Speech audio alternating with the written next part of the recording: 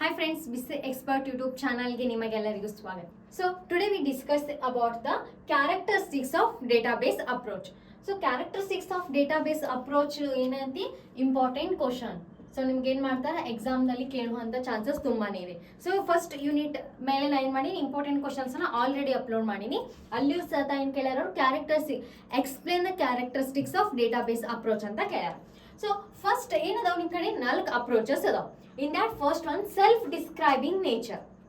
And second approach is insulation between programs and data abstraction. And third one is support of a multiple views of the data. And the fourth one, sharing of the data and multi-user transaction processing. So let's see one by one. The first one is a self-describing nature. So name self indicates self-describing nature.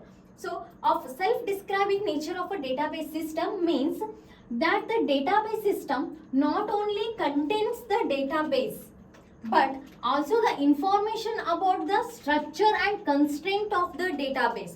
So, it means what? Database system ಅದರ information ಅಷ್ಟೇ ಏನು ಮಾಡಿರಲ್ಲ ಅದು contain ಮಾಡಿರಲ್ಲ. So ಅದ್ರ ಕೂಡ ಏನು contain ಮಾಡಿರ್ತೈತಿ ಸ್ಟ್ರಕ್ಚರ್ ಮತ್ತು ಕನ್ಸ್ಟ್ರೆಂಟ್ ಆಫ್ ದ ಡೇಟಾಬೇಸ್ ಅನ್ನ ಕಂಟೈನ್ ಮಾಡಿರ್ತೈತಿ.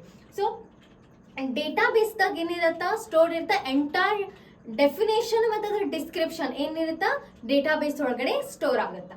ಸೊ ಸ್ಟ್ರಕ್ಚರ್ ಅಂತಂದ್ರೆ ಗೊತ್ತೈತಿ ನಿಮ್ಗೆ. But constraint means what?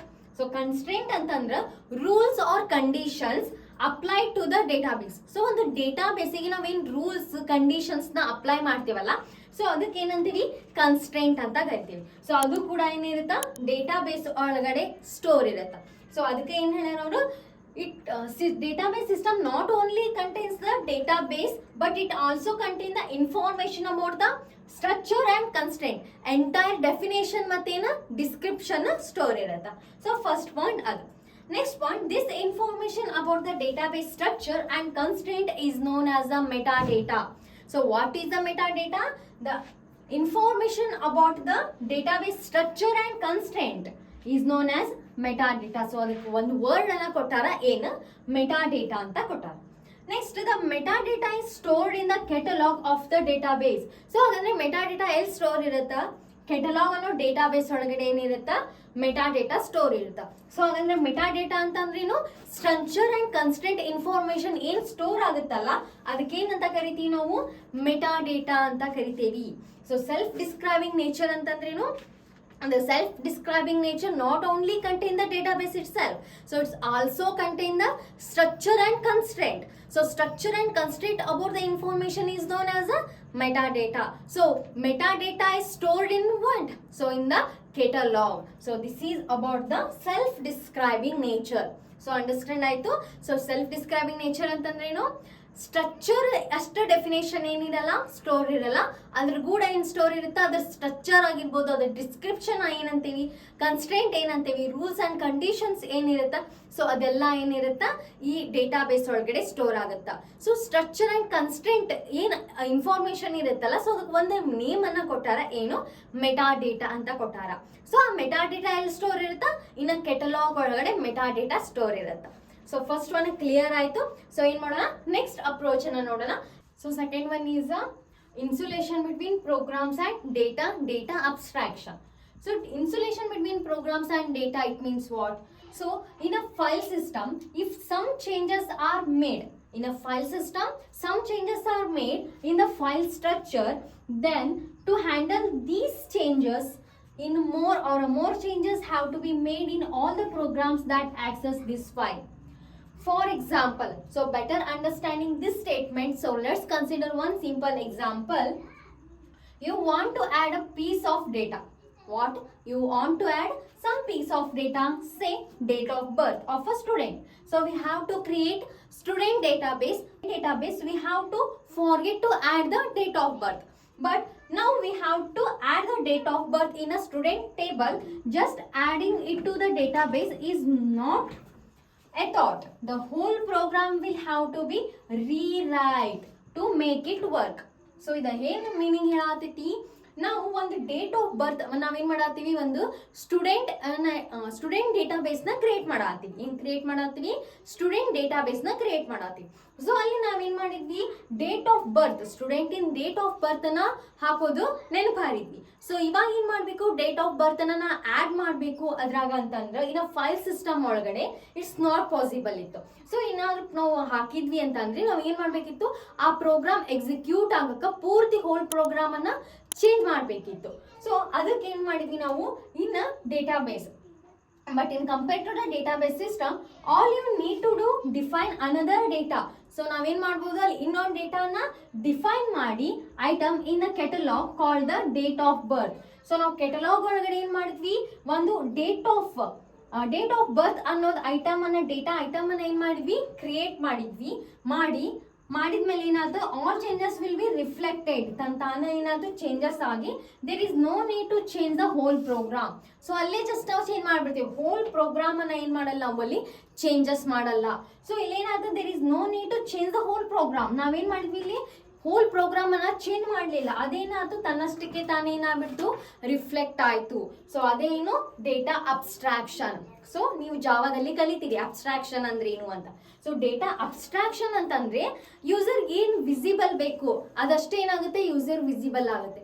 So for example Amazon, Flipkart ಇರುತ್ತೆ, ಯಾವುದೇ ಒಂದು ವೆಬ್ಸೈಟ್ ಅನ್ನ ತಗೊಂಡ್ರೆ ನಿಮ್ಗೇನ್ ಶೋ ಆಗುತ್ತೆ, ಅಲ್ಲಿ ಪರ್ಚೇಸ್ ಐಟಮ್ಸ್ಗಳು ಅಷ್ಟೇ ಶೋ ಆಗ್ತಾವೆ, ಆದ್ರೆ ಬಿಹೈಂಡ್ ವರ್ಕ್ ಏನಾಗಲ್ಲ, ಅದ್ರ ಬಿಹೈಂಡ್ ನಿಮ್ಗೆ ಕೋಡ್ ಏನಾಗಲ್ಲ, ಡಿಸ್ಪ್ಲೇ ಆಗಲ್ಲ.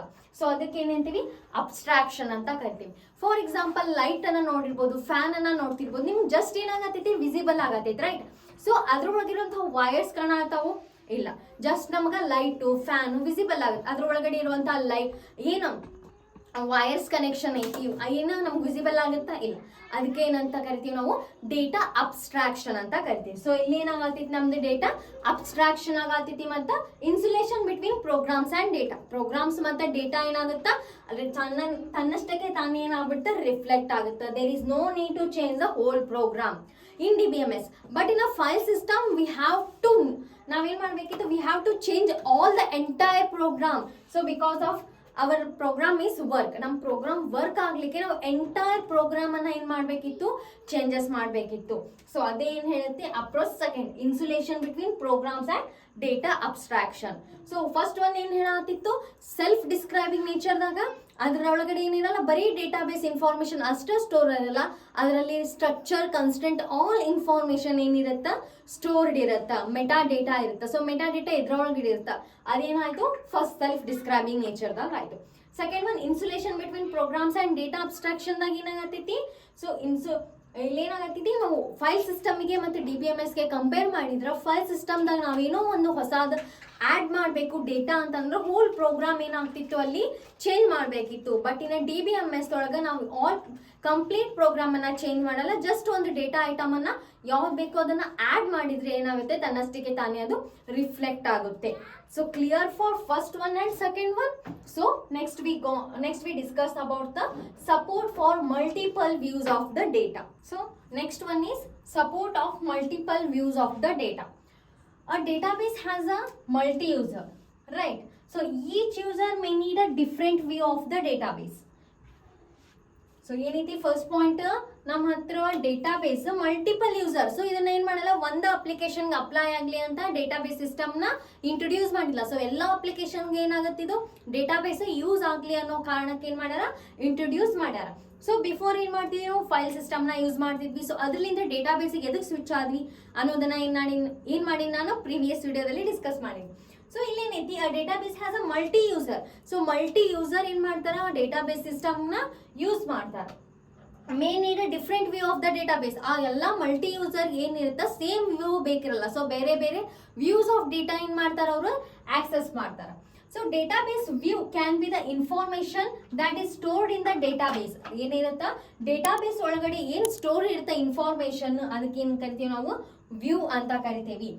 View can be in the information stored in the database or is derived from the database. ಏನಾಗಿರ್ತದ, ಡಿರೈವ್ಡ್ ಆಗಿರ್ತೈತಿ, ಇಲ್ಲ ಅದ್ರೊಳಗಡೆ ಸ್ಟೋರ್ ಇರತ್ತ. So database system allows the multiple such views from the same database without letting the user how where the information is stored, just derive. So ಆ information ಎಲ್ಲಿ store ಆಗೈತಿ ಅದರ description ಏನು ಬೇಡ, ಜಸ್ಟ್ ಅವ್ರಿಗೆ ಏನು ಬೇಕು, ವ್ಯೂ ಬೇಕು. ಅದೇನ ಅಂತೀವಿ, support of multiple views of the data. ಏನ್ ಮಾಡತೈತಿ, ಡೇಟಾಬೇಸ್ ಮಲ್ಟಿಪಲ್ ಯೂಸರ್ಗೆ ಸಪೋರ್ಟ್ ಆಗತೈತಿ with different views. For best example UUCMS. So UUCMS ಅಂತೂ ನೀವು ಎಲ್ಲರೂ ಏನ್ ಮಾಡಿರ್ತೀರಿ, ಆ ಸಾಫ್ಟ್ವೇರ್ ಬಗ್ಗೆ ಏನ್ ಮಾಡಿರ್ತೀರಿ, ಸಿಸ್ಟಮ್ ಆರ್ ಸಾಫ್ಟ್ವೇರ್ ಬಗ್ಗೆ ಏನ್ ಮಾಡಿರ್ತೀರಿ, ವರ್ಕ್ ಮಾಡ್ತೀರಿ, right. So for example teacher ಏನ್ ಮಾಡ್ತಾರ, UUCMS ನ ಯೂಸ್ ಮಾಡ್ತಾರ. ಲೆಕ್ಚರರ್ಸ್ ಏನ್ ಮಾಡ್ತಾರ, UUCMS ಸಾಫ್ಟ್ವೇರ್ ನ ಯೂಸ್ ಮಾಡ್ತಾರ. ಸ್ಟೂಡೆಂಟ್ಸ್ ಯೂಸ್ ಮಾಡ್ತಾರ, ರೈಟ್. ಅಡ್ಮಿನಿಸ್ಟ್ರೇಟರ್ ಯೂಸ್ ಮಾಡ್ತಾರ, ಪ್ರಿನ್ಸಿಪಲ್ ಯೂಸ್ ಮಾಡ್ತಾರ. ಸೊ ಏನಾಗತೈತಿ, ಈ ಒಂದು ಸಾಫ್ಟ್ವೇರ್ ಅನ್ನ ಏನ್ ಮಾಡತ್ತಾರ, ಇಷ್ಟು ಜನ ಏನ್ ಮಾಡತ್ತಾರ, ಯೂಸ್ ಮಾಡತ್ತಾರ. ಬಟ್ ಎಲ್ಲರಿಗೂ ಏನಾಗತೈತಿ, ಡಿಫ್ರೆಂಟ್ ವ್ಯೂಸ್ ಕಾಣಿಸುತ್ತ. ಟೀಚರ್ಸ್ಗಾಗಿರುವಂತಹ ಏನಿರುತ್ತ, ವ್ಯೂ ಪೇಜ್ ಬೇರೆ ಇರುತ್ತ, ಸ್ಟೂಡೆಂಟ್ಗೆ ವ್ಯೂ ಪೇಜ್ ಬೇರೆ ಇರುತ್ತ, ಅಡ್ಮಿನಿಸ್ಟ್ರೇಟರ್ ವ್ಯೂ ಪೇಜ್ ಬೇರೆ ಇರುತ್ತ, ಪ್ರಿನ್ಸಿಪಲ್ಗೆ ವ್ಯೂ ಪೇಜ್ ಬೇರೆ ಇರುತ್ತ. So multiple user can access the same data for different views. Understand ನಾವು, ಸೇಮ್ ಡೇಟಾನ ಏನ್ ಮಾಡತ್ತಾರ, ಸೇಮ್ ಸಾಫ್ಟ್ವೇರ್ ನ ಮಲ್ಟಿಪಲ್ ಯೂಸರ್ಸ್ ಆಕ್ಸೆಸ್ ಮಾಡತ್ತಾರ. ಸೊ ಅವ್ರಿಗೆ ಏನಾಗತೈತಿ, ಡಿಫ್ರೆಂಟ್ ವ್ಯೂಸ್ ನ ಆಕ್ಸೆಸ್ ಮಾಡ್ಲಿಕ್ಕೆ ಪರ್ಮಿಷನ್ ಐತಿ. So student cannot use teacher view. So ಸ್ಟೂಡೆಂಟ್ಗೆ ಟೀಚರ್ದಲ್ಲಿರುವಂತಹ ವ್ಯೂ ಏನಿರುತ್ತೆ ಅದು ಆಕ್ಸೆಸ್ ಮಾಡಲಿಕ್ಕೆ ಪರ್ಮಿಷನ್ ಇರುವುದಿಲ್ಲ. So but teacher can access the student panel. Student panel ಏನ್ ಮಾಡ್ಬೋದು, ಜಸ್ಟ್ ವ್ಯೂ ಮಾಡ್ಬೋದು. ಬಟ್ ಏನ್ ಮಾಡಕ್ ಬರಲ್ಲ, ಏನು ಸ್ಟೂಡೆಂಟ್ ಏನ್ ಮಾಡಕ್ ಬರಲ್ಲ, ಟೀಚರ್ಸ್ ವ್ಯೂ ನ ಆಕ್ಸೆಸ್ ಮಾಡ್ಲಿಕ್ಕೆ ಬರಲ್ಲ, ಅವ್ರ ಪೇಜ್ ನ ವ್ಯೂ ಮಾಡ್ಲಿಕ್ಕೆ ಬರೋದಿಲ್ಲ. ಫಾರ್ ಎಕ್ಸಾಂಪಲ್ ಮಾರ್ಕ್ಸ್ ನ ಎಂಟರ್ ಮಾಡಕ್ ಬರಲ್ಲ, ಜಸ್ಟ್ ಏನ್ ಮಾಡ್ಬೋದು, ಸ್ಟೂಡೆಂಟ್ ನೋಡ್ಬೋದು. ಬಟ್ ಟೀಚರ್ಸ್ ಏನ್ ಮಾಡ್ಬೋದು, ಮಾರ್ಕ್ಸ್ ನ ಆಡ್ ಮಾಡ್ಬೋದು, ಡಿಲೀಟ್ ಮಾಡ್ಬೋದು, ಅಥವಾ ಚೇಂಜಸ್ ಮಾಡ್ಬೋದು, ವ್ಯೂ ಮಾಡ್ಬೋದು. ಸೊ ಏನಿರುತ್ತ, ಆಕ್ಸೆಸ್ ಇರುತ್ತ.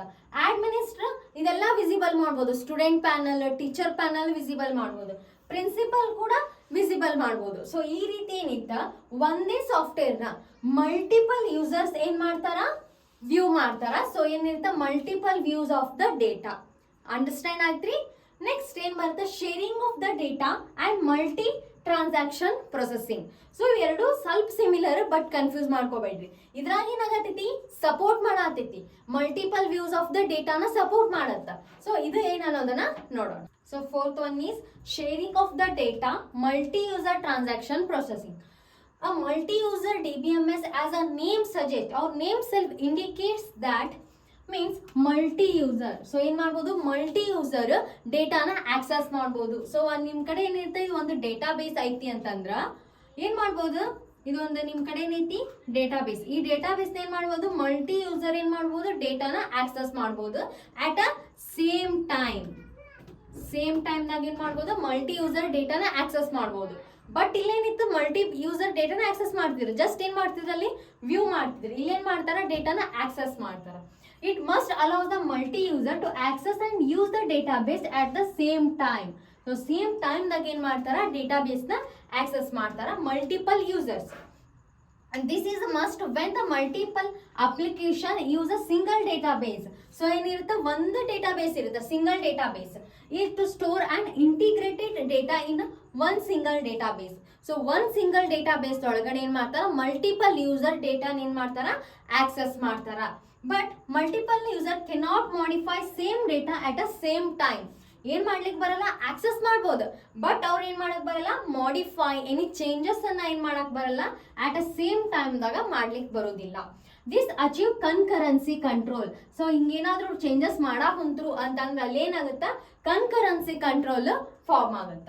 So concurrency control software make sure that the information is correct when multiple user try to access and update the data. So ಡೇಟಾನ ಏನಾದ್ರೂ ಅವರು ಅಪ್ಡೇಟ್ ಮಾಡಕ್ ಕುಂತ್ರು ಅಂತಂದ್ರೆ ಏನಾಗುತ್ತ, ಕನ್ಕರೆನ್ಸಿ ಕಂಟ್ರೋಲ್ ಫಾರ್ಮ್ ಆಗುತ್ತ. Such applications are known as online transaction processing. So ಇಲ್ಲಿ ಜಾಸ್ತಿ ಆಗುವಂತ ಚಾನ್ಸಸ್ ಇರುತ್ತೆ concurrency control. For example, let's consider bus seat arrangement. Online ದಾಗ ಏನ್ ಮಾಡತ್ತೀವಿ ನಾವು, ಬಸ್ ಅನ್ನ ನಾವೇನ್ ಮಾಡತ್ತೀವಿ, ರಿಸರ್ವೇಶನ್ ಮಾಡತ್ತೀವಿ. ಸೊ ಫಸ್ಟ್ ಏನಿರತ್ತ, ಇರುತ್ತೆ. ಸೊ ಅವಾಗ ಮಲ್ಟಿಪಲ್ ಯೂಸರ್ ಏನ್ ಮಾಡ್ತಿರ್ತಾರ, ಡೇಟಾನ ಆಕ್ಸೆಸ್ ಮಾಡ್ತಿರ್ತಾರ, ರೈಟ್. ಸೊ ಫಸ್ಟ್ ಪರ್ಸನ್ ಏನ್ ಮಾಡ್ತಾರ, ಈ ಡೇಟಾನ ಫಸ್ಟ್ ಸೀಟನ್ನು ಬುಕ್ ಮಾಡಿರ್ತಾರೆ.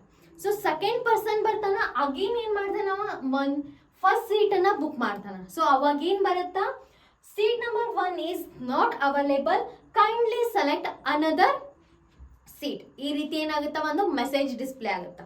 ಸೊ ಅದೇನಾದರೂ ಫಿಫ್ತ್ ಒಂದು ಸೀಟ್ನ ಬುಕ್ ಮಾಡಿರ್ತಾರೆ. So your reservation is completed successfully. So again ಏನಾದರೂ ಪರ್ಸನ್ ಬಂದು ಅದನ್ನ ಏನು ಮಾಡಿದ, ಸೆಲೆಕ್ಟ್ ಮಾಡಿದ್ರ ಸೀಟ್ ಅಂತಂದ್ರೆ ಅಗೇನ್ ಏನು ಮಾಡ್ತಾ, seat number is 5 is not available, kindly check another seat ಅಂತ ಏನಾಗುತ್ತಾ, ಇನ್ಫಾರ್ಮೇಶನ್ ಅವ್ರಿಗೆ ಮೆಸೇಜ್ ಹೋಗುತ್ತಾ. ಈ ರೀತಿ ಏನಾಗುತ್ತಾ, ಬಸ್ ಸೀಟ್ ಅರೇಂಜ್ಮೆಂಟ್ದಲ್ಲಿ ನಾವೇನು ಮಾಡ್ತೀವಿ, ಡೇಟಾ ಬೇಸ್ ಸಿಸ್ಟಮ್ ಅನ್ನ ಯೂಸ್ ಮಾಡ್ತೀವಿ. ಸೊ ಅಲ್ಲಿ ಯಾವ ಅಪ್ರೋಚ್ ಯೂಸ್ ಆಗತೈತಿ, ಶೇರಿಂಗ್. ಸೊ ಅಲ್ಲಿ ಶೇರ್ ಆಗತೈತಿ data, multiple user transaction processing. Multiple user ಏನ್ ಮಾಡತ್ತಾರ, ಸೇಮ್ ಡೇಟಾ ಬೇಸ್ ಅನ್ನ ಏನ್ ಮಾಡತ್ತಾರ, ಆಕ್ಸೆಸ್ ಮಾಡತ್ತಾರ. ಸೊ ಅದಕ್ಕೆ ಏನಂತೀವಿ ನಾವು, multiple user transaction processing, access ಮಾಡ್ತಾರೆ data, right. These approaches are clear. So ಇವೆಲ್ಲ ಅಪ್ರೋಚಸ್ ಏನಾಯ್ತು, ಕ್ಲಿಯರ್ ಆಗಿ ಅಂಡರ್ಸ್ಟ್ಯಾಂಡ್ ಆಯ್ತಾ. So first one is self describing nature, second one is insulation between program and data abstraction, third one is support multiple views of the data, and fourth one sharing of the data and multiple user transaction processing. ಇಲ್ಲಿ ನೀವು ಎದ್ರ ಬಗ್ಗೆ ಹೇಳಬೇಕು, multiple views ಅನ್ನ ಏನ್ ಮಾಡಬೇಕು, important point ಆಗಿ consider ಮಾಡಿ ಎಕ್ಸ್ಪ್ಲೇನ್ ಮಾಡಬೇಕು. ಇಲ್ಲಿ ಏನ್ ಮಾಡಬೇಕು, ಮಲ್ಟಿ ಯೂಸರ್ ಟ್ರಾನ್ಸಾಕ್ಷನ್ ಪ್ರೊಸೆಸಿಂಗ್ ಅನ್ನ ಆಸ್ ಅ ಇಂಪಾರ್ಟೆಂಟ್ ಪಾಯಿಂಟ್ ಆಗಿ ಎಕ್ಸ್ಪ್ಲೇನ್ ಮಾಡಬೇಕು. ಇಲ್ಲಿ insulation between programs and data abstraction ಅನ್ನ ಇಂಪಾರ್ಟೆಂಟ್ ಆಸ್ ಅ ಪಾಯಿಂಟ್ ಆಗಿ ಕನ್ಸಿಡರ್ ಮಾಡಬೇಕು. ಇಲ್ಲ ಅಂದ್ರೂ ಸೆಲ್ಫ್ ಡಿಸ್ಕ್ರೈಬಿಂಗ್ ಬರುತ್ತೆ. ಸೊ ಇಷ್ಟು ನಿಮ್ಮದು characteristics of database approach. So ಈ ವಿಡಿಯೋ